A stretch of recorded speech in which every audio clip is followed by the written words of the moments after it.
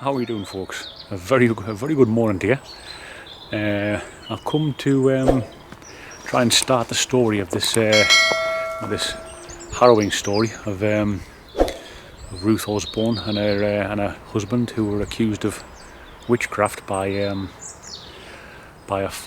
Tring farmer called Mr. Butterfield. The story goes that in 1751, Ruth Osborne apparently lived in Long Marston, where I am now. She and her husband were on the last legs through famine and poverty and goodness knows what else. They were begging a lot of the time just to try and get by on a daily basis. So after passing Butterfield Farm, she saw what she thought was an excess of buttermilk that the farmer had. So she knocked on his door and asked him to spare some. Apparently, he was quite a selfish person and sent her on her way, saying, "I haven't even got spare for my animals, let alone you." He apparently muttered something to him on leaving. Not long afterwards, the farmer himself apparently started having fits. Some of his calves started dying within 5 or 6 months of this altercation with Ruth Osborne. He was in a local pub, recanting the story of what happened. He was advised to go and seek help from a white witch. He recounted the story to her. Obviously, then she just assessed that Ruth Osborne had put a curse on him. After that, she was accused of witchcraft. Now, strange as it might seem, and probably laughable to you and I in this day and age, that being accused of witchcraft in those days was no laughing matter at all. So once accused of being a witch or a wizard, you were more or less, your goose was cooked anyway. I think if through the ducking process, if you ducked and you lived, then you were accused of being a witch and you were hung.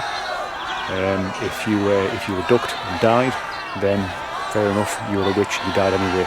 So it was kind of like, once accused, there was very little getting away from it. After John Butterfield, who was the farmer, obviously went back to his home. And such was this once the authorities and the local populace had got to hear about it. Such was the seriousness of the accusation, if you wanted to call it that. That armed guards were placed on Butterfield's farm to have pitchforks, and even went as far to be wearing charms so they wouldn't be bewitched by the same curse. The local populace in the surrounding area got to know, obviously by the old traditional methods of town criers, and the word got around from there. Let me just turn this around. Actually, let me just turn this around. I'll show you what's going on here.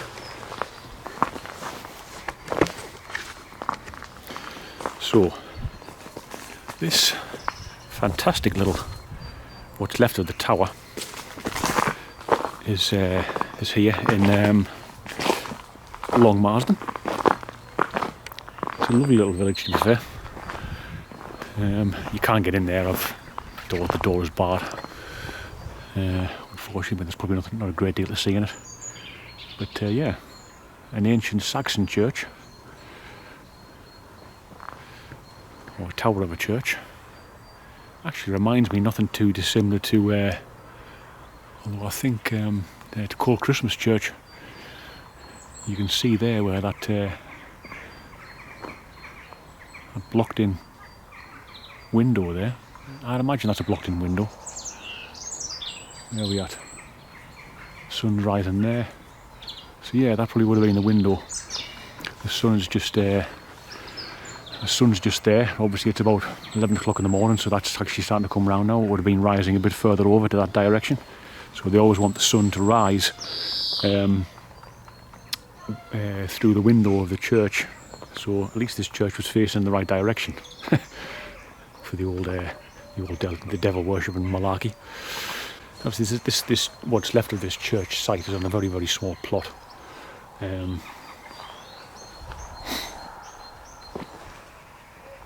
Which is surrounded by houses. These houses look old, but obviously not going to be as old as this church site, that's for sure. Beautiful. Absolutely beautiful little area.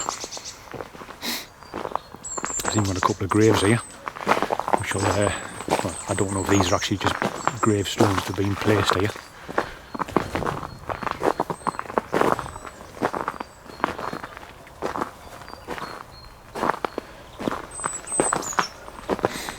Apparently this was a restored area. The place was apparently full and choked with ivy. As you can see, there's ivy all over the floor anyway. But the ivy was all choked up around the trees. It's still around the trees anyway.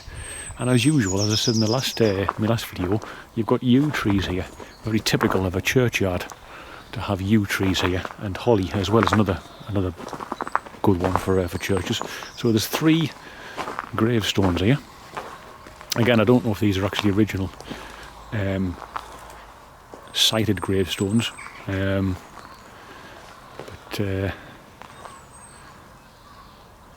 nice though, nice shape to them. I especially always like the Gothic arch type ones. Lovely. Almost looks like it's got a dollar sign there. A few people buried on that side there. It seems to be the thing they used to do a lot. Families would be buried all on the same site, one on top of another. Age 2, my goodness me.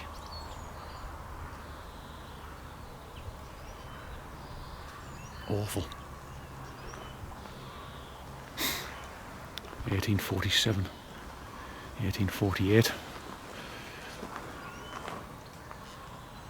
Age 10 there, my goodness me. Children's graves. Yeah, so they have a little information board here, and it does mention it's called the Ancient Chapel of Ease at Long Saints, Long Marsden. There's a couple of old photographs there. You can see actually there, that one there, where at the main chapel area. It's quite typical of that. Quite typical of the style of church it was back in them days.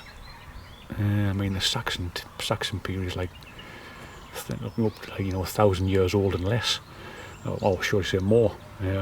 Just like it was at Cold Christmas Church and Sedgenhoe as well in one of my other videos. Very similar style with the little turrets on the top.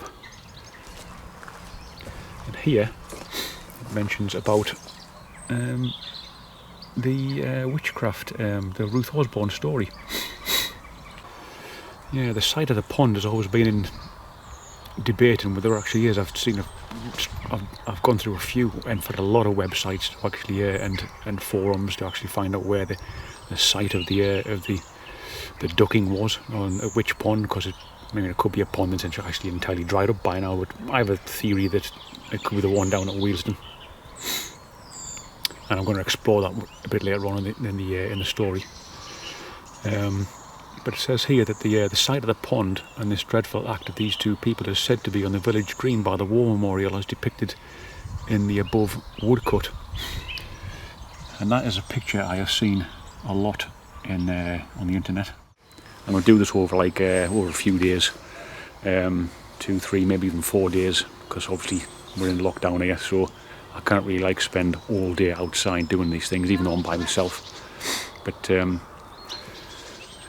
still, I'm going to try and keep to got to try and keep to the rules.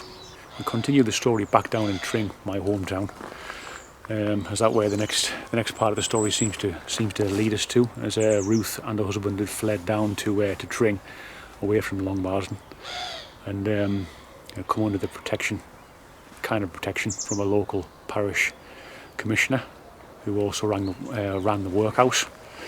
I shall see you in Tring. How are we doing, folks? Welcome back. I am now in Tring, next day, so I've come down here for a bit of a walk around, just to try and get out the house, and obviously try and continue this story as well. So I'm outside of the St. Peter and Paul Church in Tring, which is the main it is the main church in Tring. Now, the location of this workhouse is something that's kind of unknown, to be fair. It seems to point where one or two places, well, what I think is one or two places anyway. Further down the high street there's what is now called the church hall. That is not an original building. it seems to think that it might have actually been on that footprint. So the workhouse would have been demolished eventually, and the new church house would have been erected there. The workhouse boss, who was also the parish officer, was fearful for the life of for Ruth Osborne and her husband. So he took them in to the workhouse. Once he'd heard that the crowd was coming to obviously collect them, if you want to call them that, arrest them, take them away for the apparent abducting that was going to happen. He took them then to the vestry, in the hope that because it was a sacred place, they would the mob would be deterred from taking them. But when they turned up at the workhouse, which again, as I said, could have been down the street or could have been just here, behind the vestry hall is a newish development, probably 1980s, late 70s, 1980s, a little mini shopping centre called Dolphin Square. Quite a decent sized area. That could have actually been the workhouse there. I'm more thinking it could have been there, as a couple of stories do say that the workhouse was fairly near the church and the vestry. So my best guess is probably just there. Just see it. Where are we at?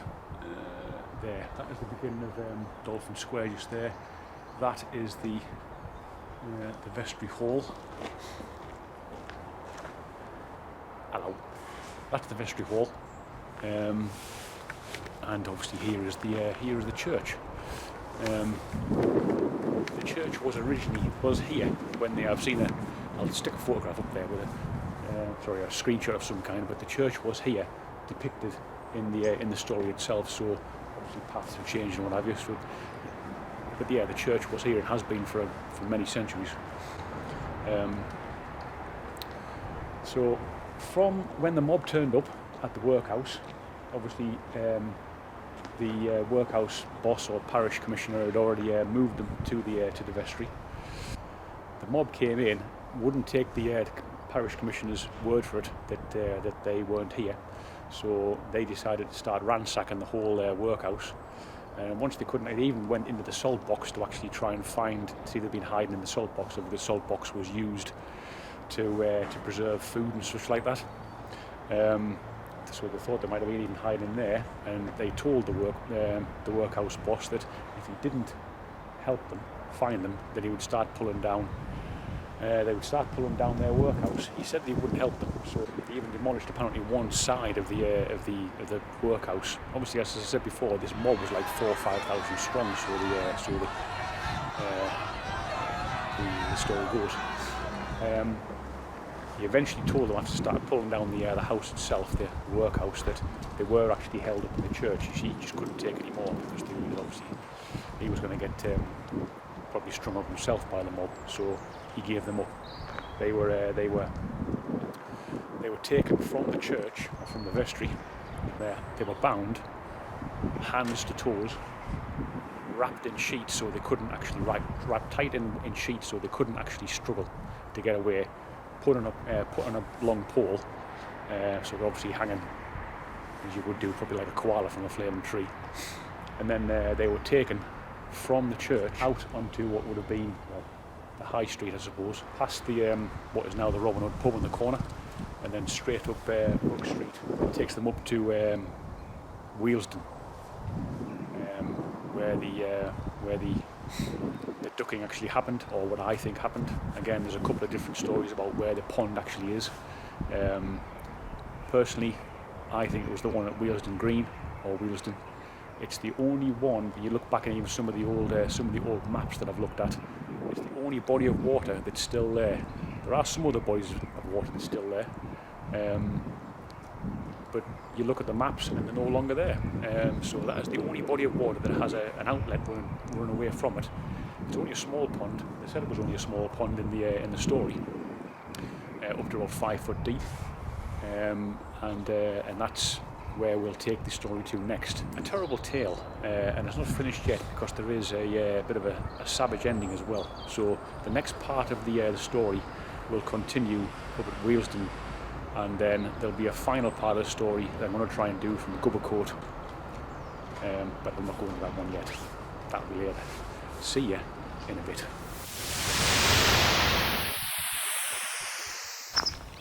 Morning folks. So I've come to Wealdstone or Wealdstone for the next part of this harrowing story, to what I think they may have been brought. So if you can imagine, obviously leaving Tring, they were brought here bound on a pole, tied by the toes and hands to, well, the story says the Half Moon Inn, which is just a bit further up the way there. And they were kept there for a while until they were eventually dragged to a pond for the murder, or ducking, as you want to call it that. Essentially, it's obviously a witchcraft murder. So this pond here that I'm approaching,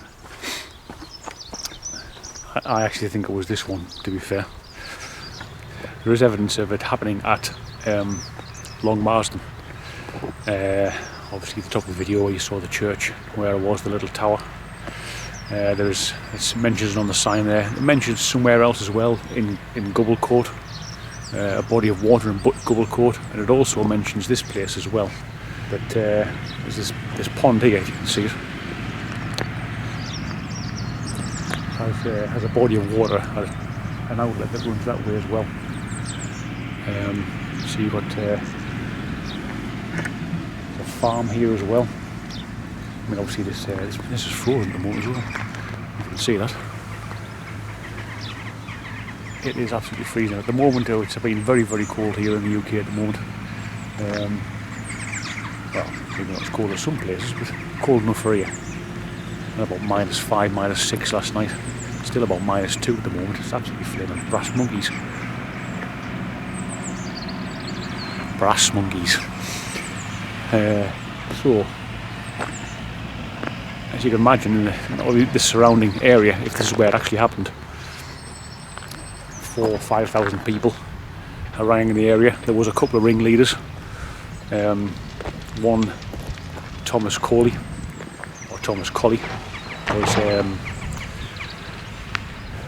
was apparently one of the ringleaders. It mentions in the story as well that he went round collecting money for further duckings, as they were obviously wrapped in sheets. Ruth and her husband were wrapped in sheets, so they couldn't actually struggle. They were dragged. A rope was spanned across the pond. The pond itself is supposedly only about 4 or 5 foot deep, so enough for like one person to actually get in and actually and facilitate or help the ducking with a pole to keep them under. But they were dragged from one end of the rope to the other, getting pushed under. I mean, you can't even imagine. It'd be absolutely flaming horrible. But the husband was dragged out, left on the bank, and then Ruth was dragged through, and then she was taken out. Husband again dragged through, and it was like rinse and repeat until obviously the worst happened, and Ruth was dragged out last time. Because, they don't actually say how many times she was dragged through the pond, but apparently she was dragged over to the bank and coughing up mud and water. Obviously her lungs were just full of this, the sediment from the pond, and she eventually died more or less here on the bank side.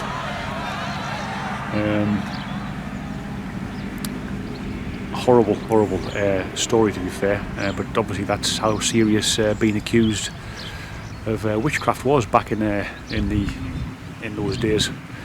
What I'm going to try and do for the next part is go to the area where the hanging took place of Thomas Colley. I'll see you at Gubblecourt Cross, hopefully for an investigation. Ta-da!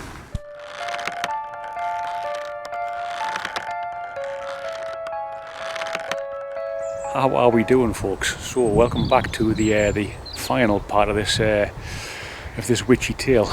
So I'm in Gubble Court, or as it now goes, called Gubble Cot, and behind the property just over there is the main road, which is actually quite a busy road there now. But hopefully we'll get a bit of a lull of the traffic. That's why I decided to come to the other side of the property, just to see if I could get away from the traffic for a bit, just to have a bit of a natter. So after the terrible atrocities of what happened at Wealdstone, obviously Ruth died there in the bank. Her husband was apparently taken from the bank. Both of them were taken to the Half Moon pub again afterwards. Ruth was laid out on the bed, and then she died more or less then and then, obviously for ingesting water and pond life and goodness knows, pond silt, pond mud, everything. Her husband, he survived a bit longer, a few hours apparently, and then he died of exposure and just basically the shock of the whole thing. Obviously the local law got to know about this and decided they were going to make an example of the individuals that were responsible for it. There was apparently there was 22 of them altogether. The ringleader was Thomas Coley. He seemed to take the rap for the majority of it, to be fair. Even some of the mob that was with him really kind of like made him responsible for it by their statements to the law. The authorities decided they were going to make a proper example of Thomas Coley as the ringleader, and as he'd been seen collecting money for further duckings as well at the Half Moon Inn. He was kept in jail for about a month. Was tried. The hanging took place at Gubble Cot Cross, just on the other side of this property. But as far as an investigation goes tonight, obviously with me doing me back in today, definitely getting old. I'm not going to be climbing over any gates, that's for sure. I'm already finding it hard enough to walk, so I'm quite glad I've got this long telescopic stick on top of my camera to actually help prop me up. What a goon. After Thomas Coley's sentencing, he was forced to sign a declaration, a statement that he'd have to read out on the morning of his execution to the crowds of people that were going to be watching it. The declaration went something like this: "Good people, I beseech you all to take warning by an unhappy man's suffering, that you be not deluded into so absurd a wicked a conceit as to believe that there are any such beings upon earth as witches. I am fully conceived of my former error, and with the sincerity of a dying man declare that I do not believe there is such a thing in being as a witch. I pray God that none of you, through a contrary persuasion, may hereafter be induced to think that you have a right in any shape to persecute, much less endanger, the life of a fellow creature. So exhort you all, the dying man, Thomas Coley." That is difficult to read, and that took me a few takes, believe you me. So folks, I've moved away from the junction because it's just way too busy. But this is Gubble Cot Cross, where Thomas Coley, on the 24th of August 1751 was brought here and hung. A gallows had been previously erected for him. He was brought here very slowly and with virtually full military parade, caged, because the local authorities wanted to make a huge thing of this, that he'd actually done this outside of the law. I think it was 1736 when the witch law was abolished. This is now 1751, and he was to be made an example of.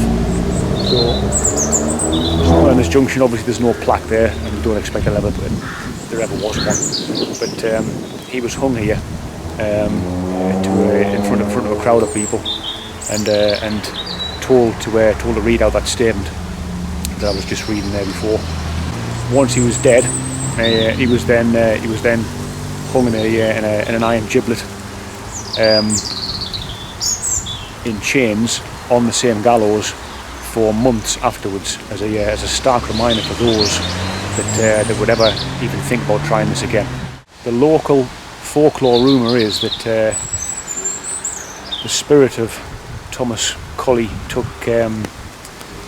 shape as of a large black shaggy dog, and apparently has been seen through the lanes and roads around here. There would be no mention of the ghost of Ruth Osborne or her husband at all, so they say. If they even had spirits, they probably wouldn't even want to come back to this spot ever again. So that's it. That is the story. I hope you enjoyed it, and it's been good to finally read the story and get through it all and visit the places as well. So it's obviously very local to me. Actually, Thomas Colley has had a bit of something made after him. My local brewery in Tring, the Tring Brewery, a fantastic brewery, and I will big them up massively. Go and visit them if you're ever in the area. They do a dark ruby ale called Coley's Dog, and it's got obviously a nice big full moon. You might have actually seen it. I posted it a few days or so ago on my Facebook page. I'd also just like to apologise as well that because of the weather, such like I've not been able to really do an investigation here, but it's so busy here. You would have to. I never actually fully realised how busy this little stretch of road is, considering it's like a B road. But I will hopefully one day come back here onto the cross itself. Hopefully you've got a good idea of what actually happened to poor Ruth Osborne and her husband. But so don't forget to actually, if you can do, that'd be great. If you could like and subscribe and do all that wonderful stuff that you normally do. I'm always very grateful for it, and it helps out the channel a massive amount. But before I get back on my way home, I just wanted to show you this street. The local residents here have put out these fantastic, almost like scarecrow type things going up the road. There's 3 of them I've seen. I'm sure there's a couple more hanging around. But on the way back up, I'll show you them. Here's the first one. What a creepy looking character she is. I mean, they're absolutely fantastic. Obviously put there for a reason, to try and alert drivers to slow down, but absolutely superb and very well done indeed. There's another one just there, almost like effigies of Thomas Colley himself. Here she is, another one.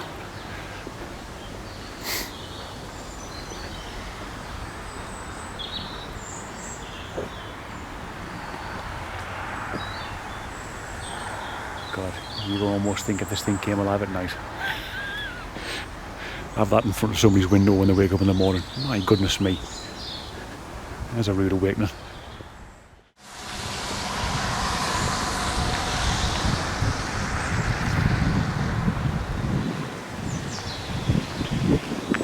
That is just 10 out of 10.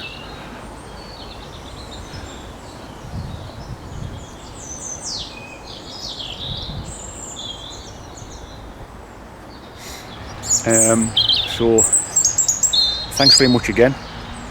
Like, subscribe, don't forget that, and I shall see you very, very soon on the next one.